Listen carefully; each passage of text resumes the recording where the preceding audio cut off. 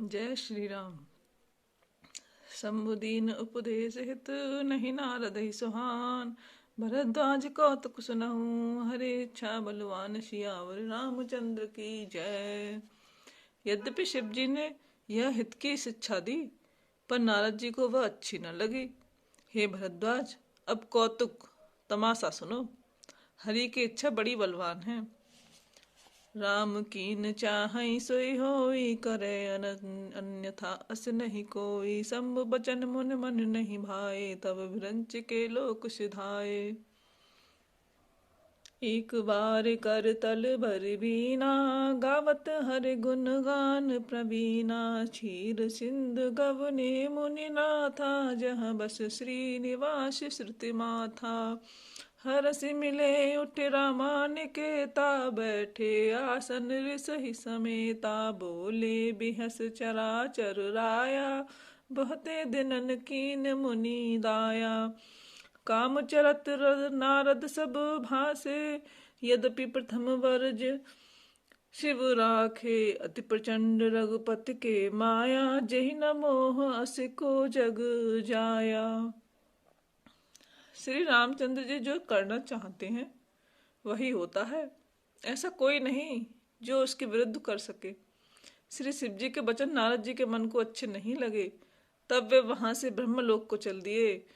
एक बार गान विद्या में निपुण मुनिनाथ नारद जी हाथ में सुंदर वीणा लिए हरिगुण गाते हुए क्षीर सागर को गए, जहाँ वेदों के मस्तक स्वरूप मूर्तिमान वेदांत तत्व लक्ष्मी निवास भगवान नारायण रहते हैं।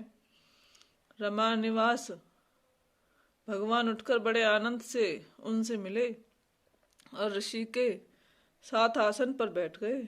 चराचर के स्वामी भगवान हंसकर बोले, हे मुनि, आज आपने बहुत दिनों पर दया की। यद्यपि श्री शिव जी ने उन्हें पहले से ही वरज रखा था, तो भी नारद जी ने कामदेव का सारा चरित्र भगवान को कह सुनाया। श्री रघुनाथ जी की माया बड़ी ही प्रबल है। जगत में ऐसा कौन जन्मा है जिसे वह मोहित न कर दे। रुख बदन कर बचन मृद बोले श्री भगवान। तुमरे सुमिरन ते मिठही, मोह मार मदमान सियावर रामचंद्र की जय।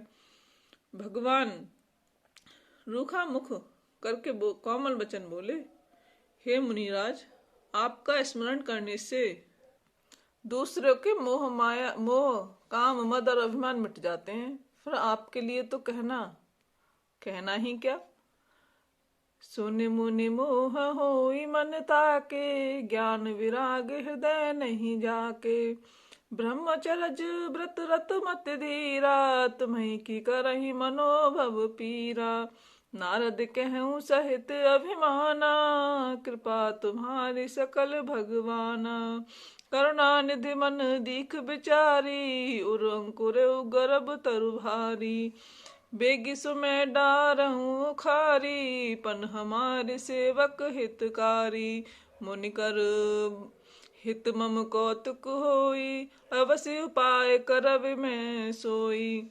तब नारद हर पद सिर नाई, चले हृदय अहमित अधिकाई। श्रीपत निज माया तब प्रेरी, सुनहु कठिन करनी तही केरी। हे मुनि सुनिए, मोह तो उसके मन में होता है जिसके हृदय में ज्ञान वैराग्य नहीं है। आप तो ब्रह्मचर्य व्रत में तत्पर और बड़े धीर बुद्धि हैं, भला कहीं आपको भी कामदेव सता सकता है। नारद जी ने अभिमान के साथ कहा, भगवान, यह सब आपकी कृपा है। करुणा निधान भगवान ने मन में विचार कर देखा कि इनके मन में गर्व के भारी वृक्ष का अंकुर पैदा हो गया है। मैं उसे तुरंत ही उखाड़ फेंकूंगा, क्योंकि सेवकों का हित करना हमारा प्रण है।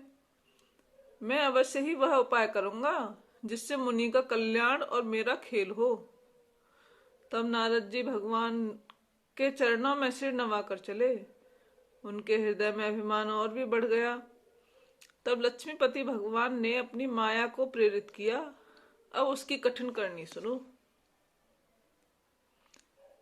विरंचेउ मग महु नगर तेहि सतयोजन विस्तार। श्रीनिवास पुर ते अधिक रचना विविध प्रकार। सियावर रामचंद्र की जय।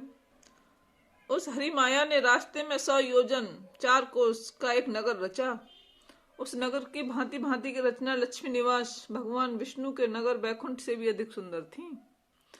बसही नगर सुंदर नर नारी, जनु बहु मन सिज रति तनुधारी। तेहि पुर बसई सील निधि राजा, अगणित है गय सेन समाजा। सत सुरेश तब सम विभव विलासा, रूप तेज बल नीति निवासा। विश्व मोहनी तास कुमारी, श्री विमोह जस रूप निहारी। सोई माया सब गुण खानी, शोभाता सुखी जाय बखानी। करई स्वयंवर सो नृपवाला, आए तह अगणित महिपाला। मुनि कौतुकी नगर तेहि गयऊ, पुरवासिन सब पूछत भयऊ। सुनि सब चरित भूप ग्रह आए, कर पूजा नृप मुनि बैठाए। उस नगर में ऐसे सुंदर नर नारी बसते थे, मानो बहुत से कामदेव और उसकी स्त्री रति ही मनुष्य शरीर धारण किए हों। उस नगर में सील निधि नाम का राजा रहता था, जिसके यहाँ असंख्य घोड़े, हाथी और सेना के समूह थे। उसका वैभव और विलास 100 इंद्रों के समान था। वह रूप, तेज, बल और नीति का घर था। उसके विश्वमोहिनी नाम की एक कन्या थी, जिसके रूप को देखकर लक्ष्मी जी भी मोहित हो जाएं। वह सब गुणों की खान भगवान की माया ही थी। उसकी शोभा का वर्णन कैसे किया जा सकता है।